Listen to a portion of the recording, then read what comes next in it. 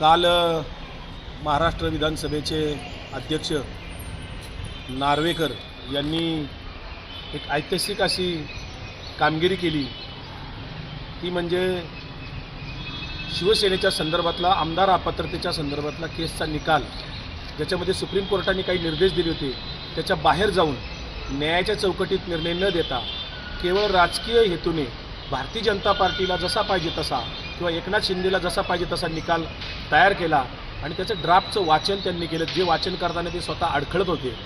आणि या निकालामुळे गेल्या 75 वर्षात महाराष्ट्राच्या आणि देशाच्या इतिहास कुठल्याही विधानसभेच्या अध्यक्षांनी इतक्या टीका घेतल्या नसतील किंवा त्या पदाची गरिमा राखली नाही, अशा पद्धतीचं घडलेलं आहे. आणि नार्वेकरांनी जो निकाल दिला त्याच्या संदर्भात जनता अतिशय पेटून उठली आहे. संतापाची लाट लोकांच्यामध्ये निर्माण झालेली आहे. सुप्रीम कोर्टामध्ये शिवसेना जाईलच, त्याच्या संदर्भातला निकाल अंतिम जो आहे तो सुप्रीम कोर्टाचं येईलच पुढच्या काळामध्ये.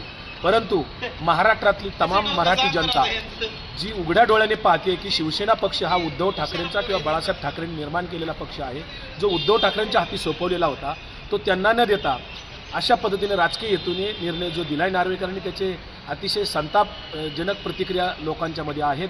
आणि याचा वाईट परिणाम देशामध्ये दिसतोय की लोकशाही अस्तित्वात आहे की नाही, कायदा किंवा राज्यघटना अस्तित्वात आहे की नाही, त्याच्यावरच प्रश्न निर्माण इथं होतोय.